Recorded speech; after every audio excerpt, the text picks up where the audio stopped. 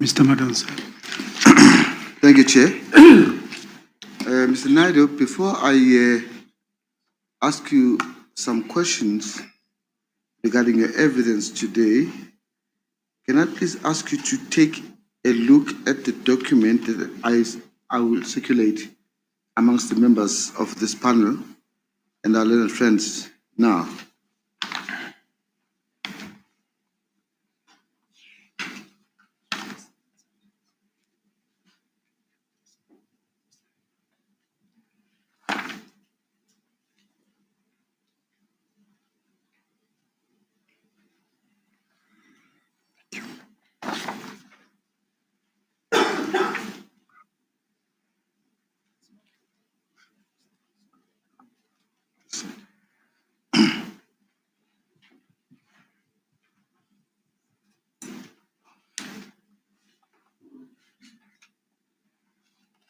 The first page is an affidavit by Mr. Mzwabantu Mhlonhlo, who's the... Mr. Madonsela? Yes. Can you also provide me with a copy? I don't have a copy. Oh, sorry, my apologies. Oh, thank you. I'm selfishly keeping two.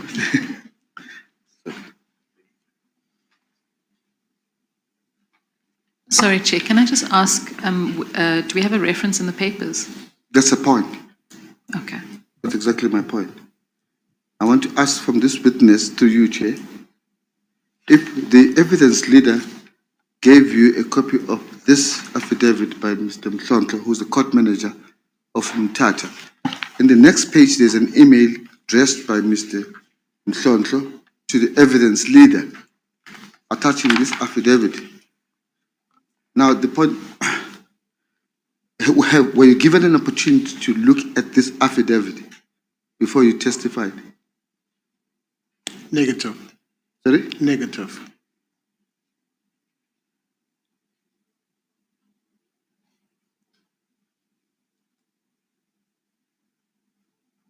As I indicated to you, this is an affidavit of the court manager. You know Mr. Mhlonhlo, don't you? Yes, we've spoken on the phone a few times. He is the one responsible for the court management in Mthatha High Court, not so? That's correct. His evidence that was given to the evidence leader in this case, as appears from his affidavit of 18 February 2025, some 3 months ago, says he gave the permission, or he asked Wanga, Mr. Wanga, who is a security guard and who's working in the control room, to assist Judge Dorota to view the footage. Not so? That's what the affidavit says, yes. So the viewing of the footage by Judge Dorota on that date, whatever the date was, came with the sanction and the blessing of the court manager, not so? According to the affidavit, yes. Just a second.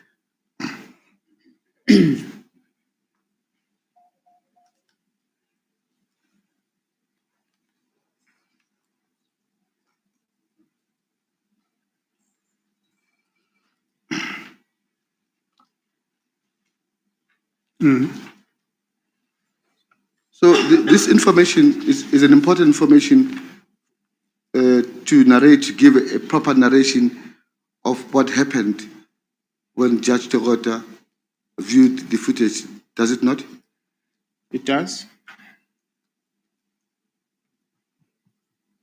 But it seems to me that it was withheld from you as it was withheld from us and the panel.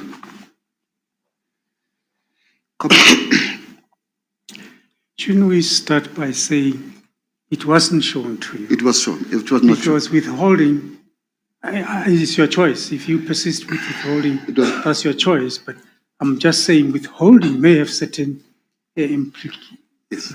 Chair, Yeah, you know what I mean. I take guidance. Sir. Yes. You're right. It was not shown. Yeah. It was not shown to us. It was not shown to you. It was not shown to the members of the panel.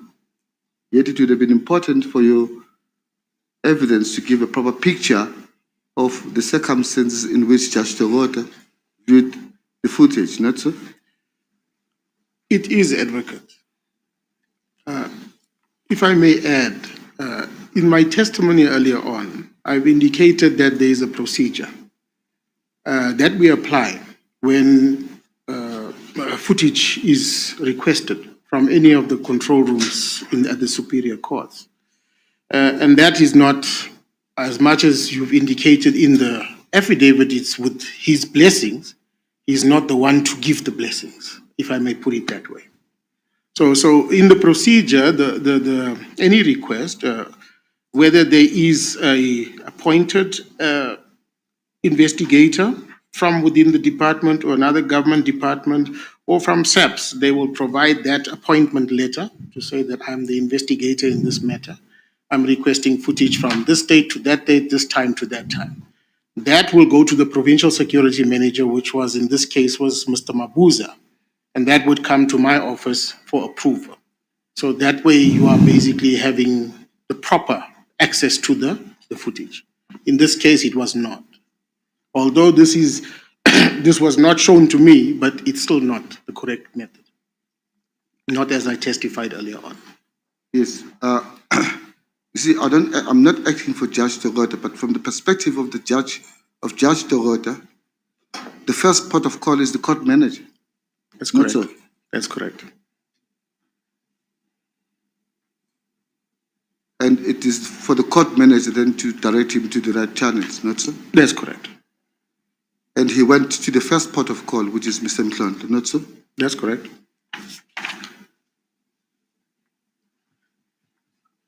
Now, Mr. Wanga is mentioned in this case, and you mentioned him in your evidence. He was a control room security officer, not so? That's correct. I have to ask you these questions because, surprisingly, we were told by the evidence leader that they don't intend calling Mr. Wanga.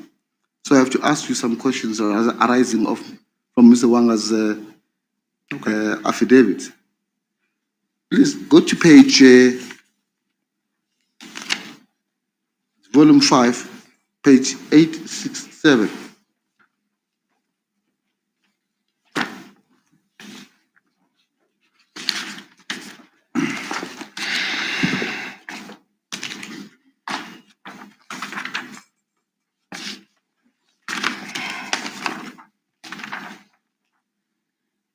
I have it. Just a minute.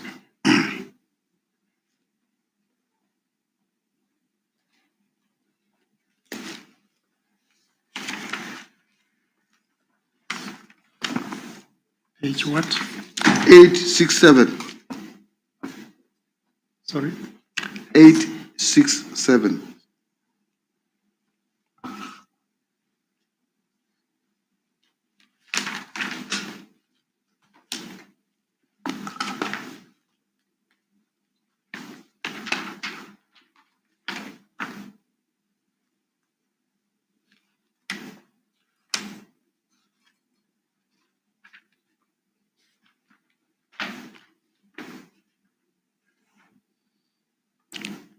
Firstly, before I put questions on this document, have you seen this document before?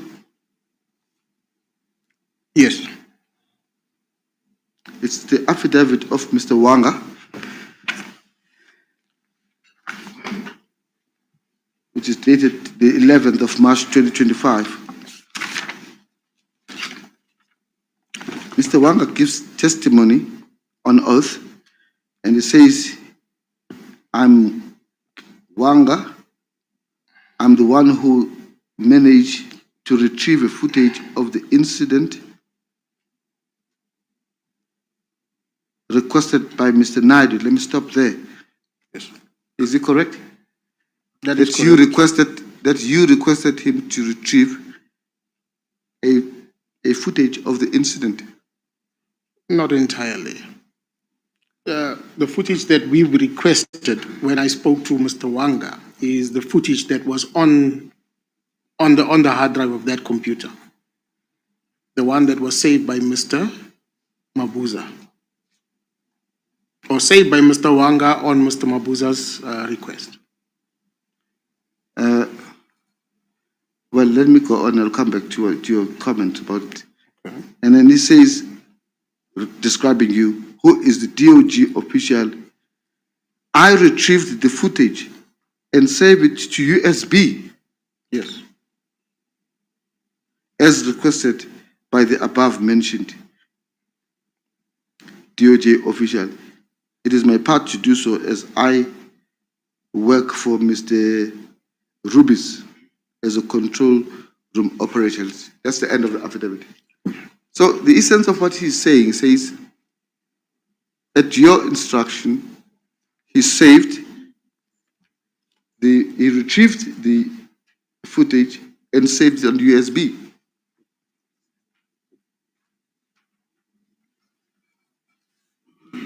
Okay. So Advocate, let me put it into perspective in terms of how he's referring to the events. So at the time of me requesting the footage, I was given his contact details by Mr. Mabuza, who had then left the OCJ.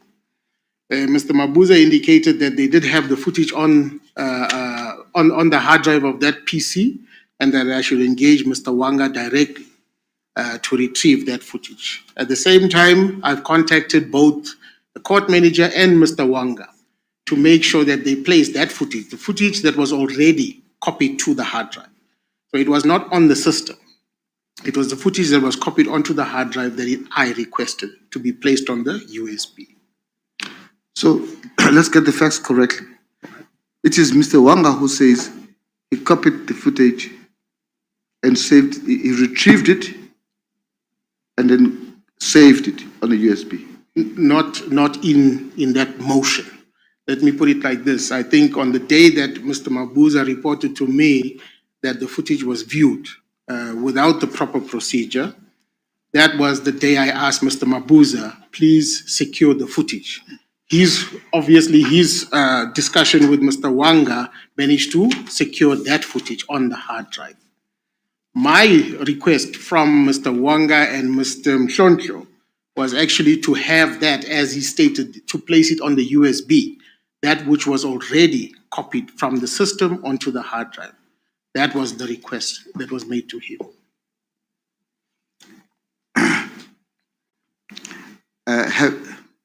Did you have discussions with Mr. Wanga? It was brief. It was brief, just to explain that I've already contacted the court manager. Court manager will come with a USB so that you can copy that data and provide it to us. Let's move. There is another affidavit that was deposed to by Mr. Wanga.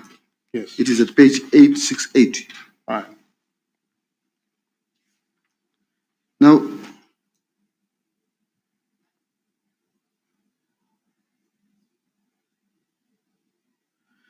I'll take you to, are you familiar with this footage, with this affidavit? Not in so much detail, no. It's a later affidavit. It's dated 13 March 2025. At the bottom, can you see that? Yes, I see that. Now, this affidavit gives a different picture. It's written in a handwriting that might not be easy to read, but the feature of this affidavit, it seems to me, was a response to some questions, because in some portions which I will take you through, it starts with a yes. I'm taking you to line 1, 2, 3, 4, 5, 6, 7, 8, 9. The 9th line starts with a yes. 7th line. Sorry? It's the 7th line that 9. starts with a yes. Now there's a yes in 7, go down, 2 lines down. Okay, I see that.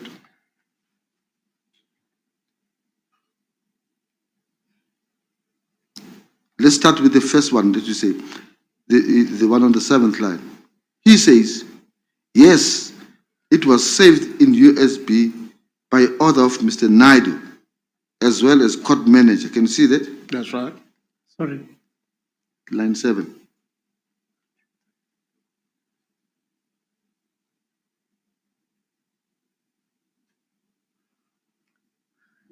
Are we on 868? 868, yes.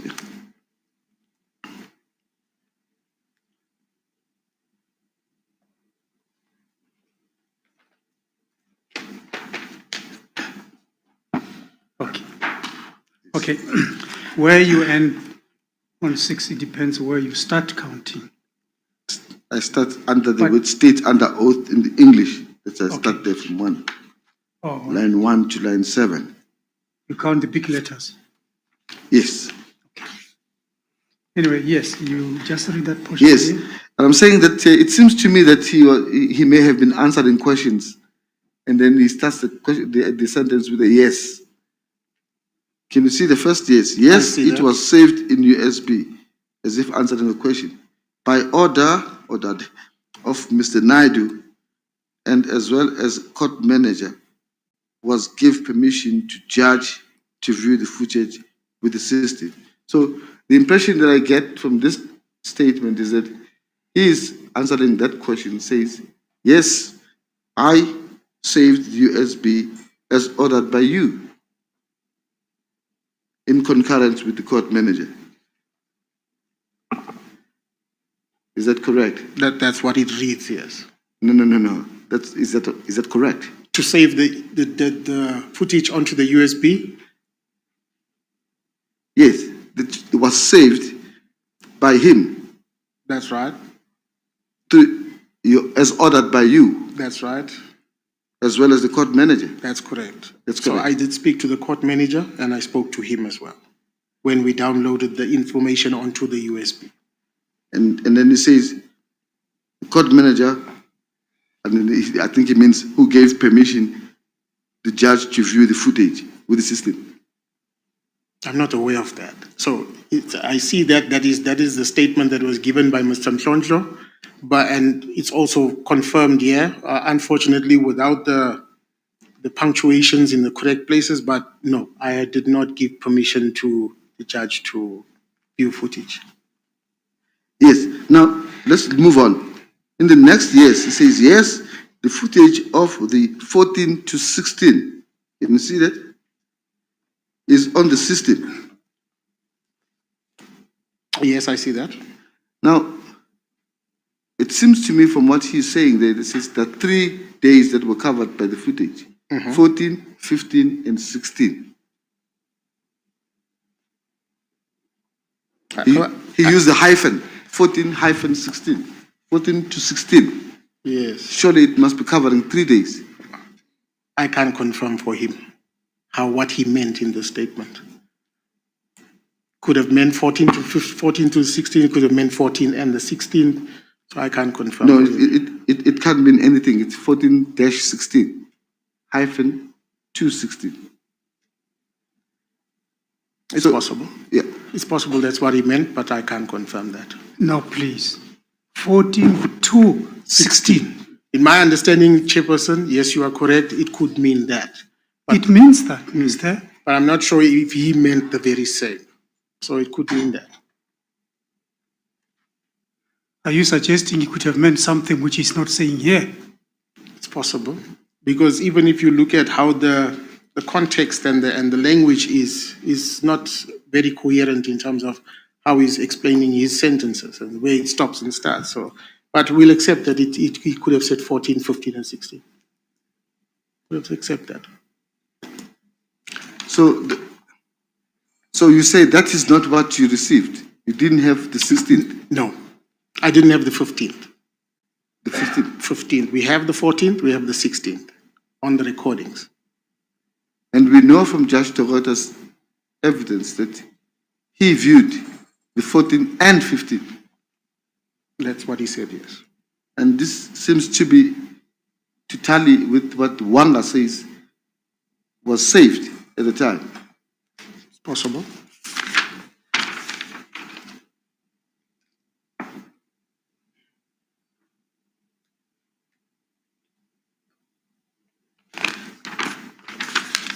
Now, you say you spoke very briefly with Mr. Wanga. That's right. Now, I have to ask you this because Wanga is ultimately responsible to you through some other person, Mabuza. Mabuza, yes. So can I get the question correct? Because I don't want to build on the question when you have answered it wrongly. All right. The question is, Mr. Wanga is ultimately responsible to you through Mr. Mabuza. Not necessarily. Mr. Wanga is a contracted official. He was a contracted official. So in other words, he's basically has his own, he's got his line of functioning with his private company or the company that he works for, but under Mr. Mabuza's supervision. Mabuza is working for who? Mr. Mabuza works for the Office of the Chief Justice, or worked back then. Now, the information that Wanga relayed, which ultimately filtered to you, That's correct. came through Mr. Mabuza, Came through Mr. Mtlontlho, Mr. Mtonto, not Mr. Mabuza. not Mr. Mabuza. Now, so you would occasionally speak to Mr. Mabuza under what circumstances? We would speak often around different security matters, different courts, different judges under protection, high-risk cases, and so on. So you would speak to Mr. Wanga now and again? No, You speak to who? To Mr. I Mabuza? speak to Mr. Mabuza. Oh, and then Mr. Mabuza speaks, if it's a specific matter, he'll go to Mr. Wanga and ask what happened on a specific issue. He would, but remember, Mr. Wanga had also a line function in the company that he worked for. So they also have site supervisors, area supervisors, area managers, who Mr. Mabuza would first engage if there's any issues. But regarding the security footage at that court, then Mr. Wanga is the one that Mr. Mabuza may speak to. The reason I have to ask you this, and I have to be specific about this, Right.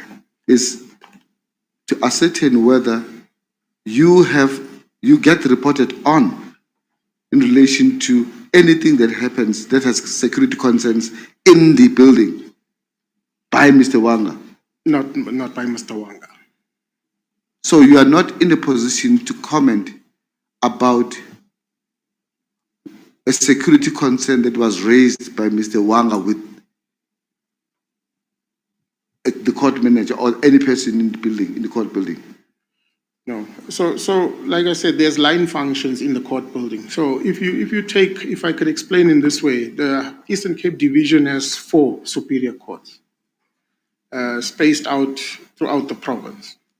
Mr. Mabuza is located in East London, okay? And he's reliant on the service providers that provide security functions at the different courts.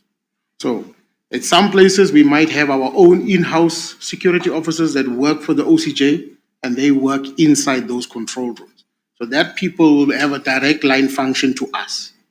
But in the case of Mr. Wanga, he worked for an outsourced service provider. In other words, he had a line function within his company, and then he also had the line function, which is the court manager, and then also through Mr. Mabuza. Let me ask you, maybe be specific about this. If there was to be any changes in the biometrics in the court building, Right. would you be informed of that?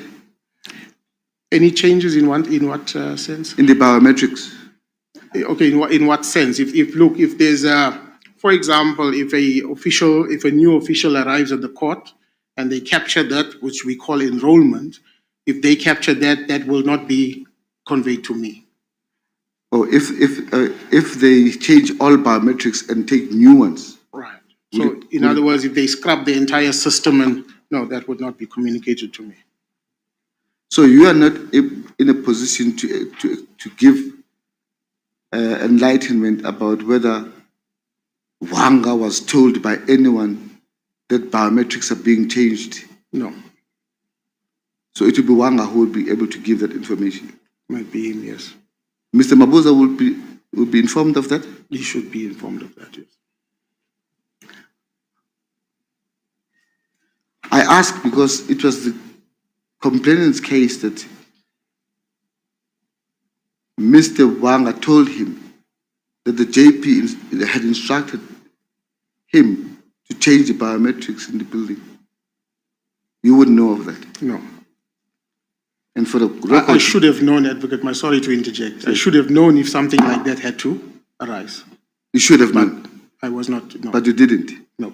Well, in fact, I think your evidence in that regard accords with the respondent's evidence that he gave no such instruction. I'm not aware of it. Now, going to the real issue now, the footage which we have viewed today, and I'm focusing for purposes of this case to the afternoon footage. Let me just get this correct. You are saying that the footage, the second footage that we viewed, starts at 15:11. Yes, I think so. Just make sure.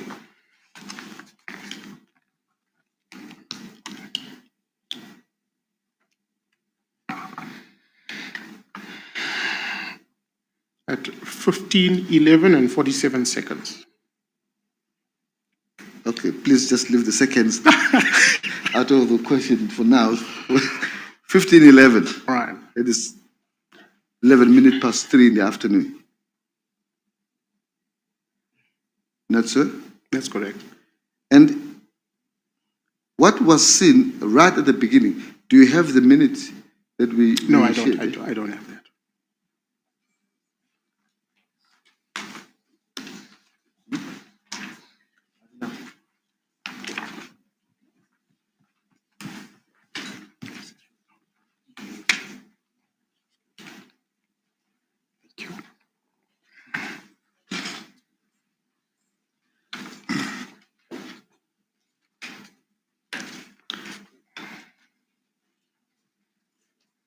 Okay, is that starting from point 29? Yes. Now, you say that as it starts, it shows Miss Mengo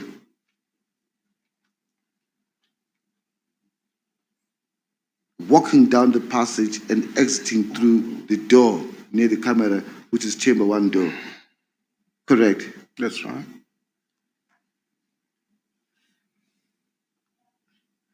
And the next thing we see from the footage is Miss Mengo in paragraph 30 entering again through the chamber 1 door.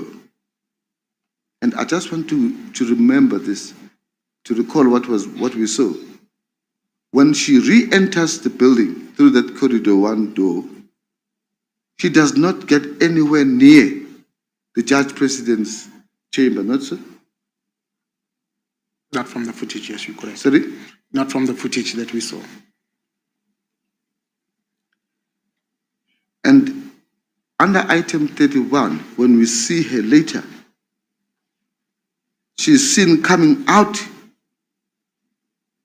of the chamber 1 door through that same door without having reached the JP's office. Not so? That's correct. And I just want to find out from you if you recall, before I suggest this to you. She doesn't come back again ever in the building from that point. So, From the footage, talking about the footage. from the footage, yes. So obviously there's a reasonable assumption for that, is that there's more than one entrance to those chambers.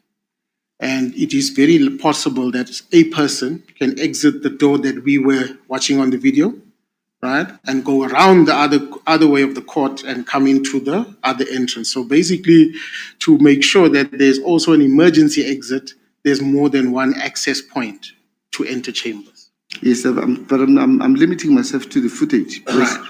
the footage, let's not hypothesize about what can happen. Right. You know, many things can happen in this world. Let's talk about what is in the footage. Right. In the footage does not show Miss Mengo coming into the building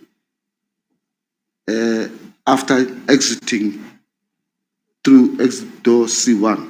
Not so. That footage doesn't show that.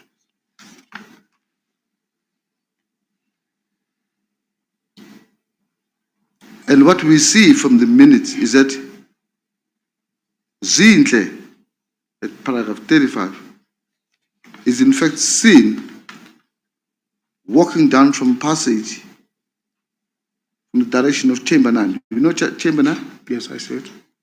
And exit through door 1. Can you see that? Yes. And we also see Zinhle re-entering the building through the same door, corridor door 1, in the company of some individuals, not so? That's correct. And we saw that there were combined episodes there. There was also a point where she emerged carrying a chair. And Zinhle exits in paragraph 38 and walks out of the building as the last person who exits the building, not so? That's what it says, yes. So, on the basis of the footage that we saw today, it is not possible to sustain a version that Ms. Mengo went to a chamber that is chamber next door to chamber number 1 and left to go to JP's chamber. Is that correct? It's possible from the footage, yes. Sorry? From the footage, it is possible that. No, I'm not saying it's possible. Oh, it's impossible.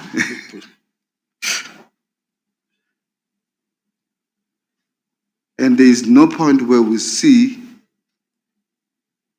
Ms. Mengo being called, or rather moving as though he was moving from the direction of JP's chambers, passing through JP's chambers, going to a chamber next door to chamber 1, and going back to JP's chamber. Not so? That's correct, yes. Nowhere in that afternoon of the 14th of November. Not so? It doesn't show that on the footage.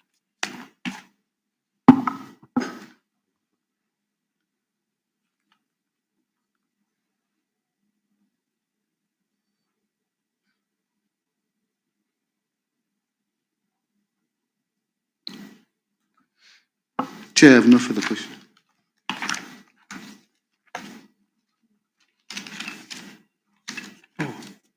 I thought you said, Chair, I'm not finished yet.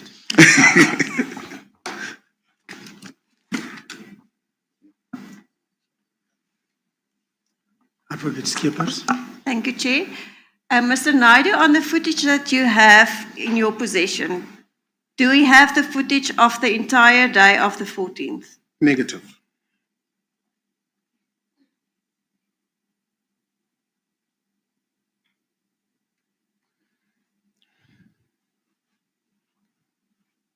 Do we have footage of the entire afternoon of the 14th? No, we don't.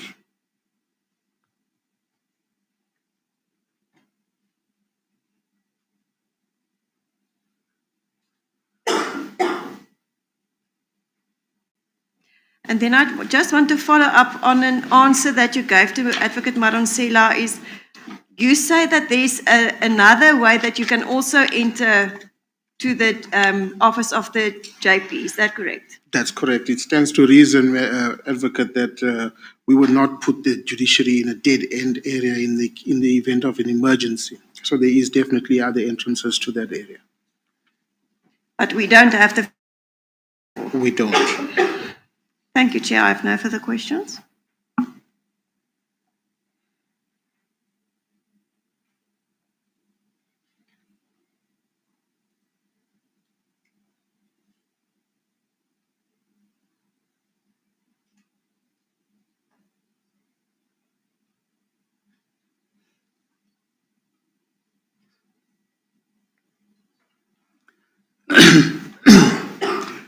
Advocate Butland.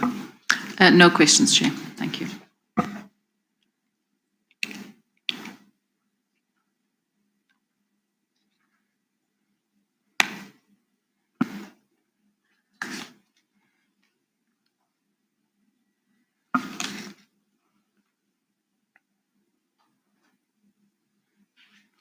Just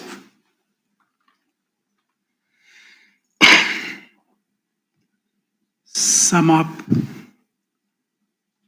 procedure for the acquisition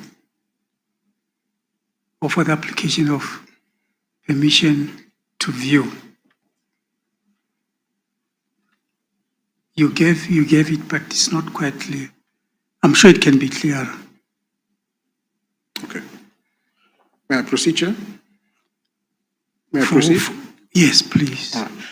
So there would be two instances. The first instance, let me say that would be an internal, in-house investigator, somebody appointed by the OCJ to conduct an investigation within the OCJ's premises. That person would be issued with a letter which mandates he or her to acquire any evidence that they might pick up during the course of that investigation. That might include video footage. With that letter, they will have access, and we will still authorize that access to that footage.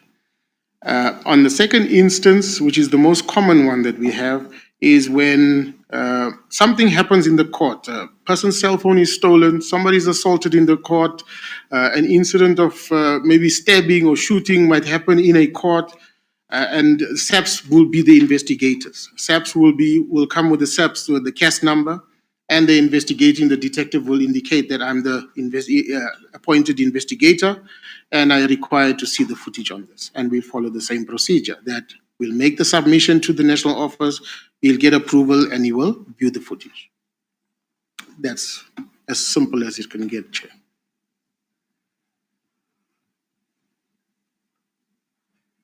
Okay, thank you. Any questions following? None, Chair. Thank you.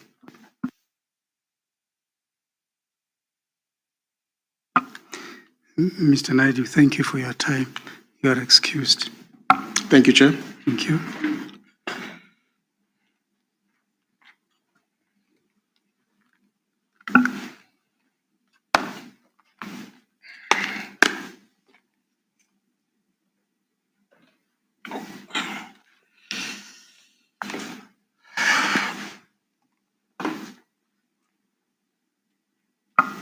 Advocate Skippers. Chair, that was the only witness I had available for today. I cannot close my case at this stage due to the fact that I am of the view that a gender expert is necessary to testify. I agree that her summary was only provided to all the parties last week. The fact of the matter is it was a timeless procedure to identify someone that is able to testify on the specifics in this matter. I know Ms. Vetten is readily available, but I tried to find someone from the isiXhosa culture as well as from that area that is also a gender expert to assist us, due to the fact that we had all these problems with the context and the isiXhosa translations and everything. That proved to be, I could not find anyone in that. So the fact of the matter is when Ms. Vetten was contacted, she indicated that she will assist. However, she would need remuneration. I immediately applied to the Secretariat or requested them what the procedure would be if a witness, especially an expert witness, would need finances for preparing and also to testify. They provided me with a procedure, and then that cumbersome process took underway. Her approval for funds only came last week, Tuesday. The approval came through. She refused to start with her report before she knew that she will be paid for it. That is the reason why the report was not available. I have spoken to her this morning again. She promised that she will amend the summary as there's an objection to the summary not being suitable, or if there's not enough information in the summary, she will provide me with another summary, an amended summary tomorrow.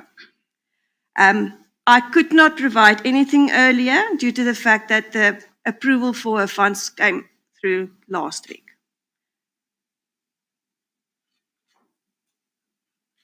It is my view also, it is in the interest of justice that she should be allowed to testify, as this is a complex matter, and I understand it was complex from the start. But as I indicated, I wanted someone from that culture to assist us. I could not identify anyone. And that is the reason why it is late. I understand it is late, but that is what is the process now. Thank you. You said you cannot close your case. I don't know if you have a case to close as the leader of evidence. I don't know. What I do want to ask, though, is Advocate Butlander whether she has a witness that she wants to be called for the benefit of the complainant's case at this stage.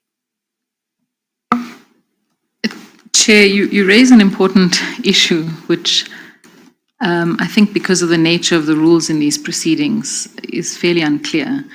The rules or regulations don't actually provide for the complainant to call witnesses. It's for the evidence leader to place evidence before the panel. So that is why we haven't been able to call witnesses, and we hadn't anticipated that we would be entitled to do so.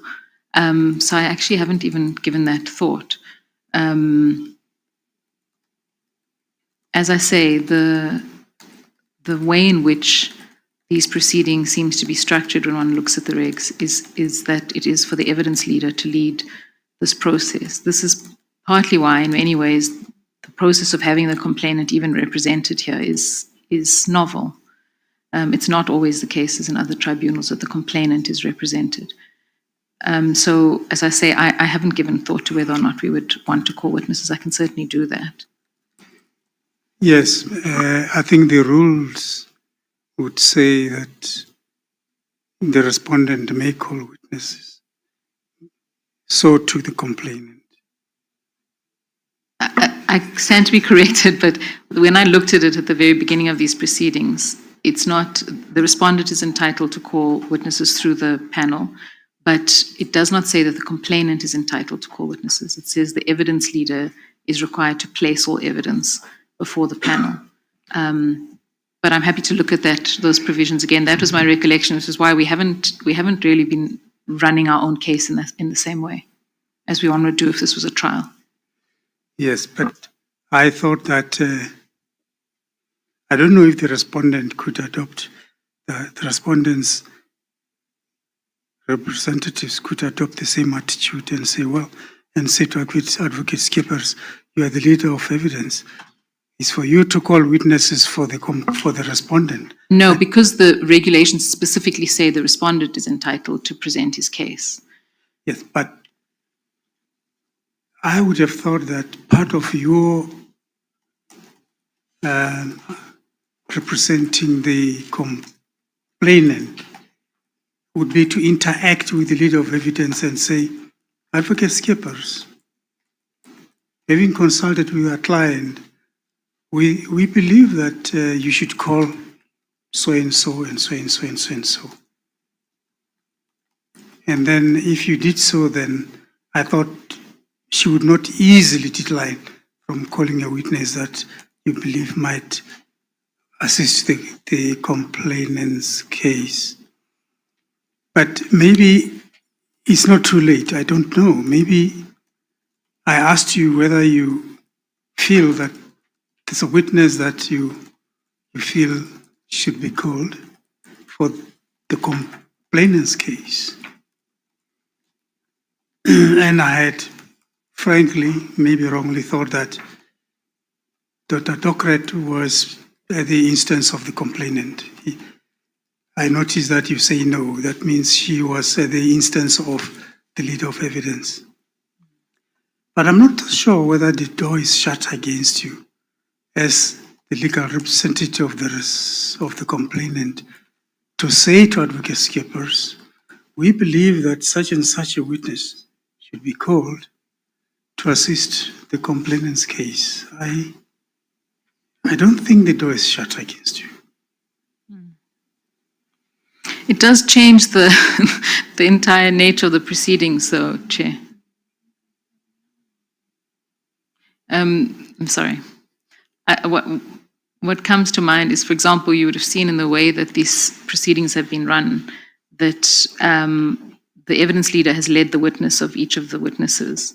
And really, while I went after her, there were definitely times when actually my role was not leading evidence, but testing evidence.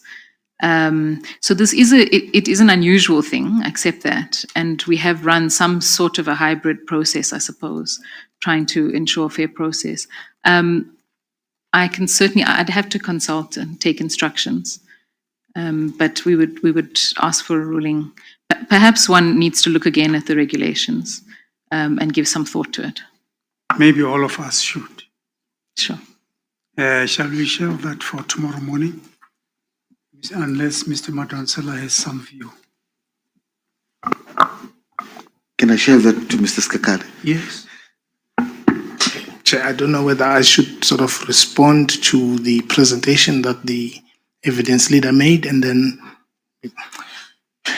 Chair, I fully understand when she says that it's in the interest of justice to call this witness. We have registered our objection, and our objection, Chair, is based on the fact that there was a directive about the rules and being fair to the other side, particularly if you're going to call a witness who's an expert witness, who's coming here to give opinions, her opinions, which always is based on the fact that the panel on its own does not have the skill to make the inferences.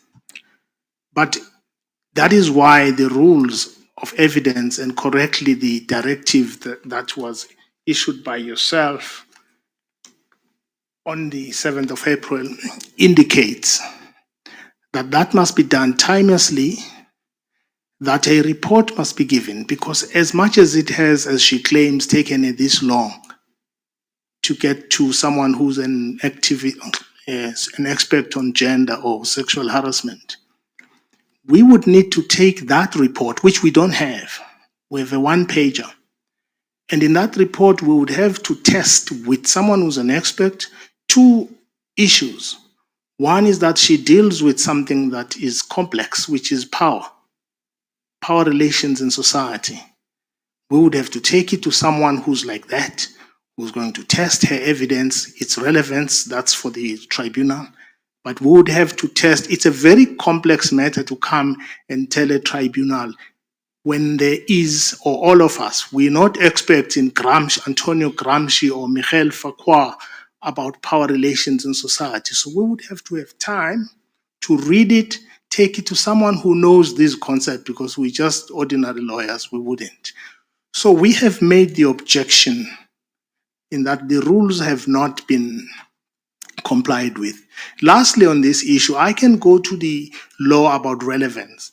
But lastly, on this issue, one of the things we are told why we would need an expert is that this is the first time in South Africa. This is from the... We have a bundle. You can... Yes, I'm just reading this letter, which was a response, but I think it's correspondence that is there. This is the first time in South African history that a tribunal of this sort has been called upon to make a determination on a complaint of sexual harassment against a sitting judge. So this is a matter for evidence. There is no reason why a new definition of the law and of the charge on what completes the charge of sexual harassment, because the litigant is a different person. And so without getting into the legalities that have been tried principles since the case of 1957, there is an issue of relevance apart from procedure. That this evidence would have to be put here because the tribunal is unable to make inferences on the basis of common cause evidence. We submit that's not the case here. We submit it's not even justice to say the definition upon which you are called to determine on the basis of evidence would have to change if the respondent is a sitting judge. In all sexual harassment cases, by the way, they are there because there has been unequal power relations at workplace. So there is no need for this evidence, but also we've not been served with sufficient time. And lastly, Chair, and if we must go to the law about it, the cases we can, is that on our side, Chair, I'm ready to call the judge president tomorrow morning to give his side of the story. And we submit that just on the basis of procedure and not complying with the rules, it would be unjust at this late stage. If all is, the delay has been so long that this idea, even if it were correct, that this is the first time in the history of this country, if that's relevant, even if that were correct, well, this case was about the judge president since it started. So we don't know, we've not just discovered that it relates to the JP. We knew right at the beginning. As to the split between the evidence leader and the representative of the complainant, I have nothing to add. But I would suggest on both procedure and relevance, and if the cases must be cited about relevance and whether this tribunal will be incapable on basis of the evidence, would they lack the skill to draw the necessary inferences? Because you cannot call an expert if the expert's coming here is, as in that case they call supererogatory, means beyond what would be necessary. You don't lack the skills. And we can't have a witness who's coming here to tell us about her views on Fakwa, on power and the universe. It must be because this tribunal is incapable without her skill to make the necessary inferences. On those bases, particularly on the procedure and the delay, it is our submission that this witness comes too late for this process and it's unfair. This process must be fair to both complainant and respondent. And on that basis, it would be unjust to call a witness who's an expert and delay. Even the delay is unjust. We have to deal and redeem the time that we have. And in conclusion, Chair, the Judge President Mbengene is ready to present his evidence tomorrow morning, or as soon as we finish this, we get your ruling. Thank you, Chair.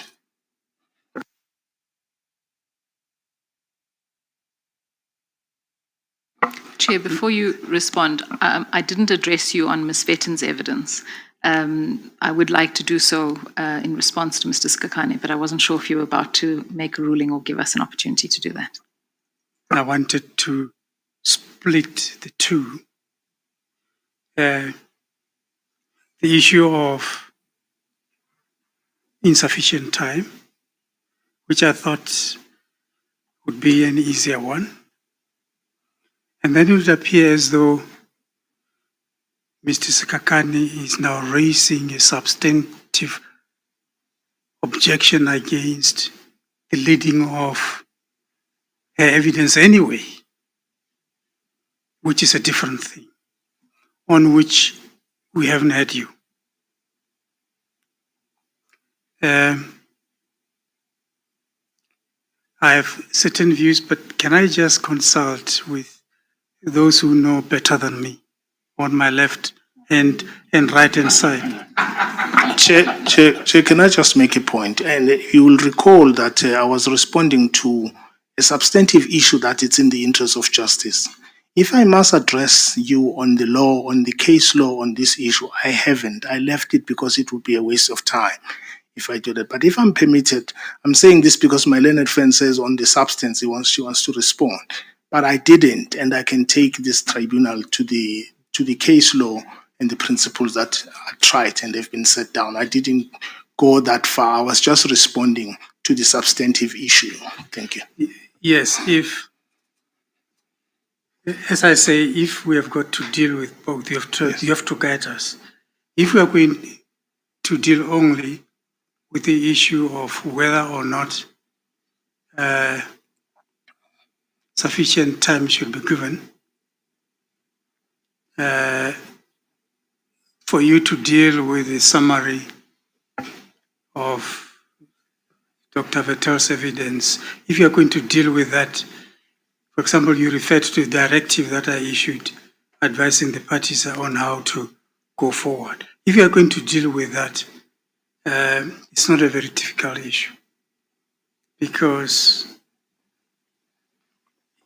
it is obvious that sufficient time would not have been given to the respondent. It is obvious that that expert cannot come and testify tomorrow or even this week because sufficient time has got to be given to you. That one admits of no debate. However, that's the one thing. However,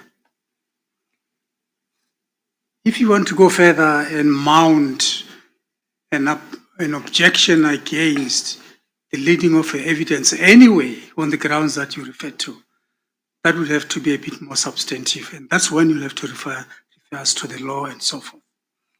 But the choice is entirely yours. Do we deal with the first one, which is easy to dispose of, or are we going further to deal with your substantive application to say evidence should not be led? If we were to proceed with that one, she says you would need to have an answer. But at the same time, you say that you have not fired all the bullets. You say you could produce legal precedent or cases to support your case. Now you have got to guide us whether which one you choose. Thank you, Chair. Chair, as I said, I didn't take you to any. I was just responding because when it was stated to you that it's in the interest of justice, the evidence leader was entering the realm of the nature of the evidence and why it's important.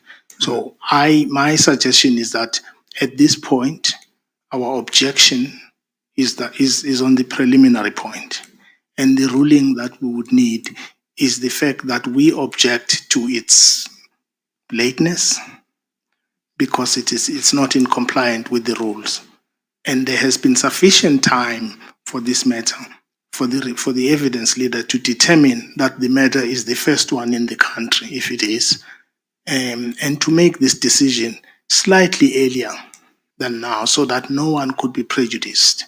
That's all. So I would suggest, Chair, it's the first issue. And if I fired any bullet on the merits, it was in response to that. But it was a warning shot. I wouldn't like us to get there. Oh, sorry. I think I missed one aspect of your argument. Your argument is saying that, no, even if they were to say that they will give us more time to look at the expert's evidence, we object. We object because we say that they should have done that a long time ago. Is that the argument? Well, it's two. It's one, we would object in that fashion. But secondly, suppose the tribunal would disinclined to agree with us on the time delay and the preliminary point. What I'm saying is that we would expand, even if she's here, to the panel, then that we would object to the need for expert evidence in these circumstances. But I'm not there yet. I was just responding to what I thought was the realm of the need for that evidence. That's all. Yeah. All right. Thank you, Chair. I think we understand that. I think both counsel would respond to that. I don't know who wants to go first, but Advocate Skippers, you and Advocate Bartender. Skippers is pointing at me. So, Chair, let us be clear what is an issue. Yes. The issue here is, they say that they object against the introduction of Dr. Vettel anyway as an expert because it's late in the day. The leader of evidence had ample time to she had ample time to have considered this kind of evidence and arranged for this kind of evidence. It's now late in the day. They cannot now at this stage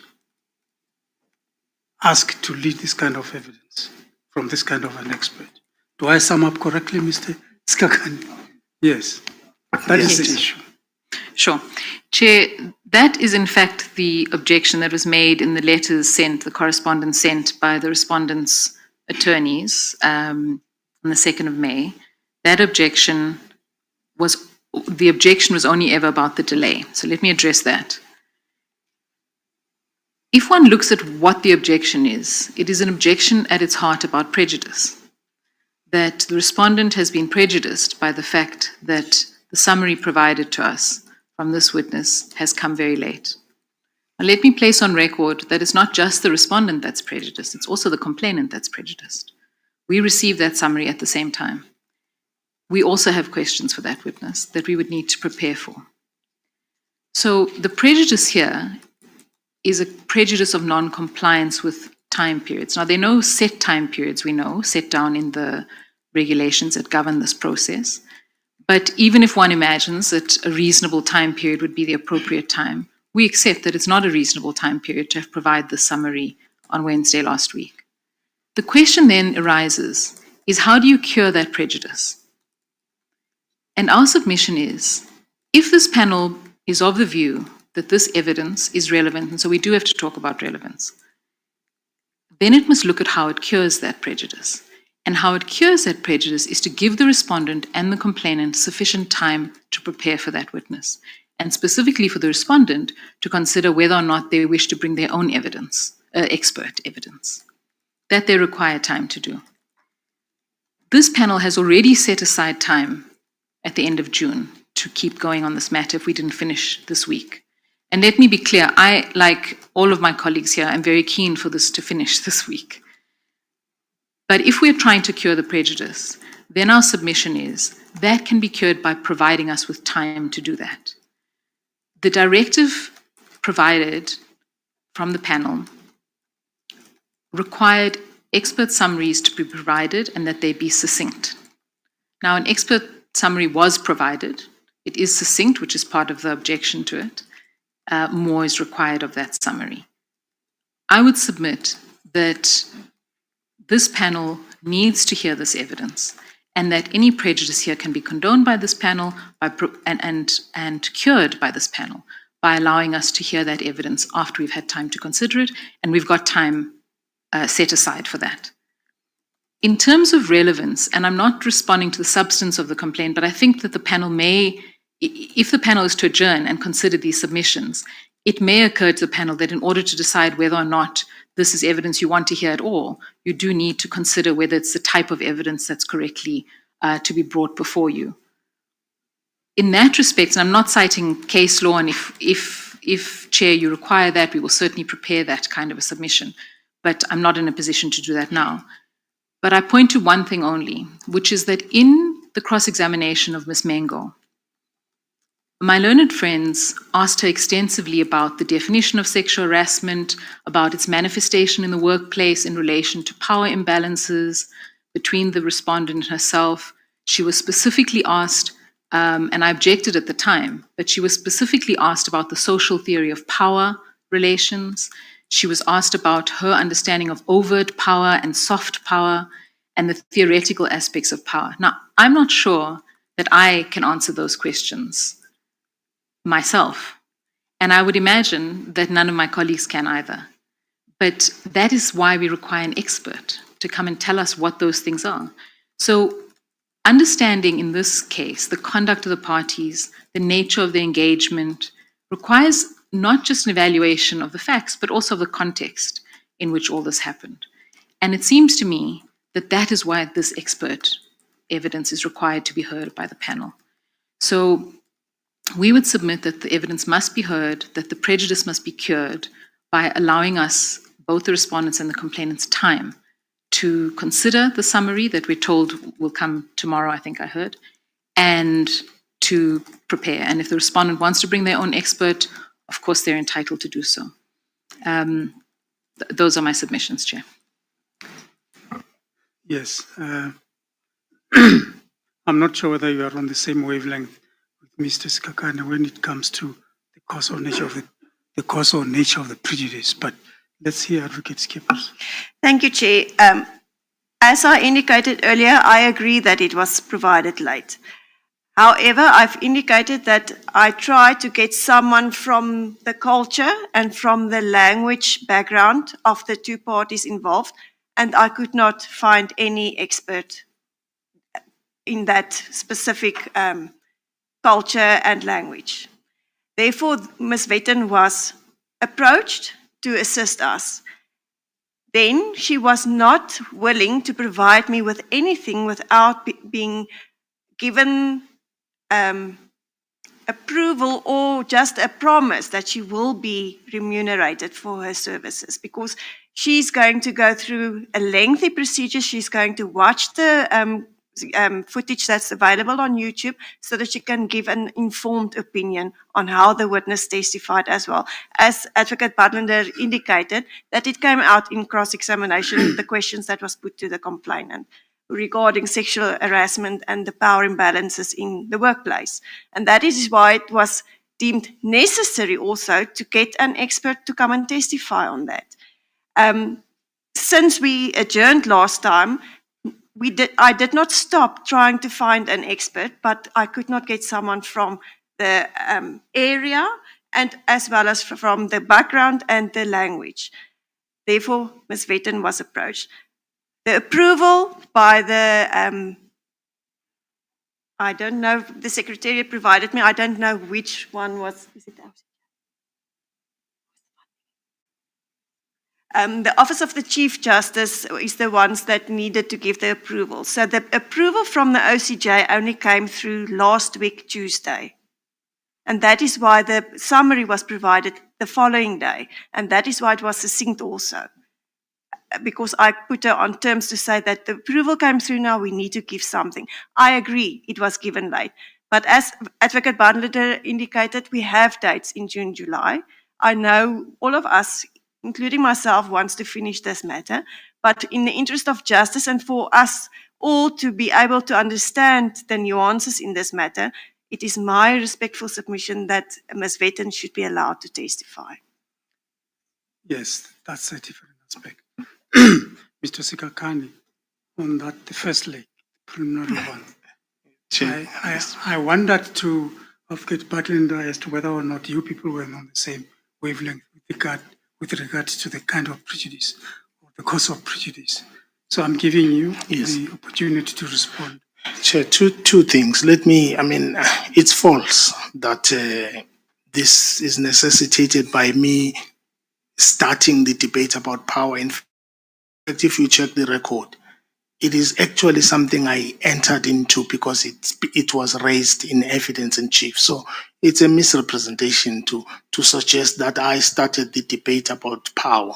It is actually something that was raised.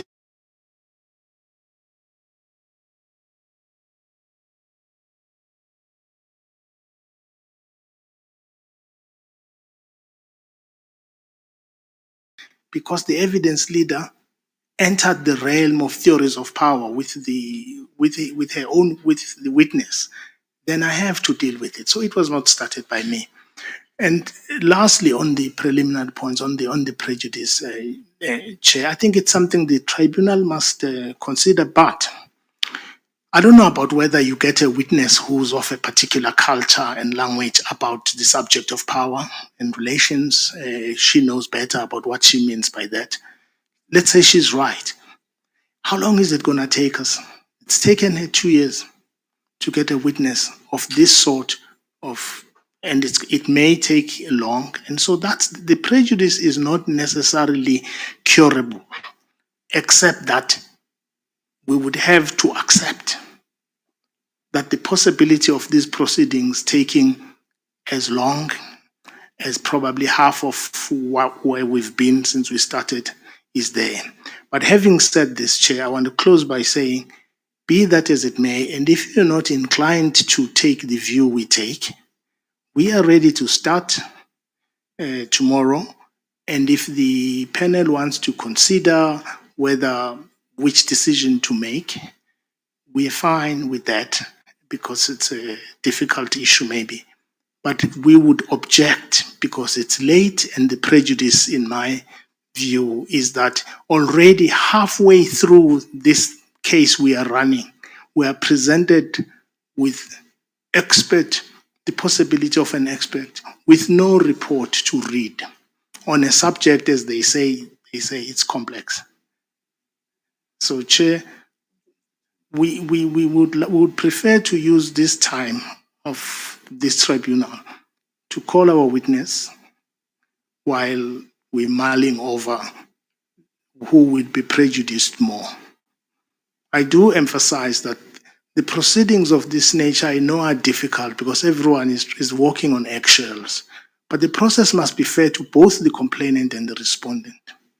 And we believe that this delay, this presentation of evidence really towards the end of an expert is unfair, even if my client is a man, is a respondent who must respond. I think it's unfair and nothing will cure it. But if time is not an issue, well, the only way that will cure it is that we must be prepared for a longer delay. Yes, thank you. We may give our ruling now after some minutes or tomorrow morning. And because there's a possibility that we may give our ruling tomorrow morning, let us look into tomorrow. First thing I would suggest would be that should we adjourn here without having given a ruling, no party must assume that the ruling will go the one way or the other. So go ye forth and prepare your cases for tomorrow, in case of A or in case of B. That said, I would like to ask Mr. Sikakane, you indicated more than once that you're willing to call the respondent tomorrow, which is Tuesday. And Yes, am I right to say it's Tuesday tomorrow? I thought Mr. Madonsela disagrees with me. All right. If we were to start tomorrow, maybe I'm going too much ahead. And you obviously anticipate that you'll finish with your evidence in chief.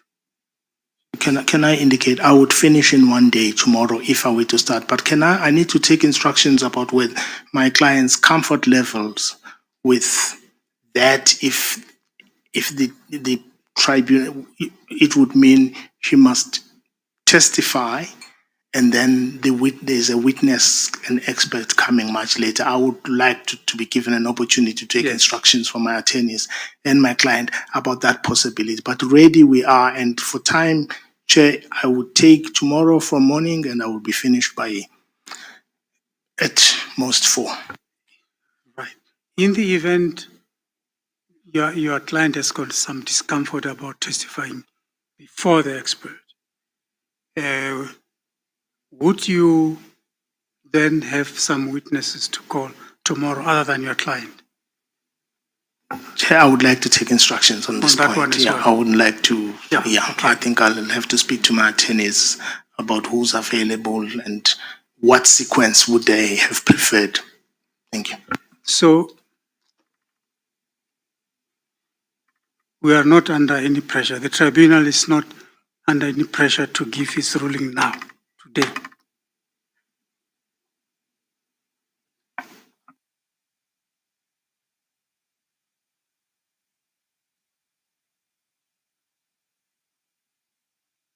We will give a ruling tomorrow, but like I said, please proceed to prepare yourself for either outcome so that we don't have a wasted day or week. So we'll adjourn until tomorrow, 9:30. Thank you, Chair. Will that mean that Ms. Buntlin then must also go and consider her position regarding witnesses? Yes. Yes, I'm happy to do that. I'll take instructions. That may add another dimension to An aspect things. which we also said we'll look at, all of Yes. us. All right, thanks. Yes, just a minute.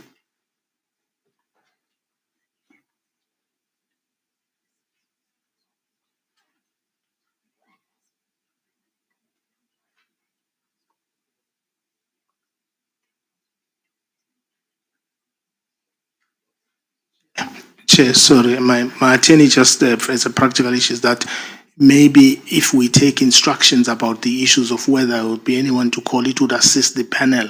Sort of when you're mulling over this issue, you know exactly as opposition, is there any other witness that would start? I would actually take instructions about that and then with my learned friends tell the panel before we leave, so that when you sort of make your own determination, at least you have a sort of full, the totality of the circumstances about witnesses. Yes. Related to that, it has just been whispered into my ear regarding the format in which further witnesses are planned to be heard, whether in person or virtual, because the office of the GSC has got to make arrangements one way or the other. Whether it's virtual, arrangements have been made. Whether in person, arrangements have got to be made. So are we ready to, or is that tied up to who are the witnesses, or are we ready to indicate the format in which it is proposed evidence should be tendered? In other words, should we adjourn now, and then you are going to take instructions, we are going to talk to each other and also come and see us in chambers about that aspect? Chair, I'm going to take instructions even on the sequence or necessity of certain witnesses. Thank you. Yes. We will wait in chambers for that kind of report. For now, though, proceedings are adjourned until tomorrow. Thank you. Thank you, Chair.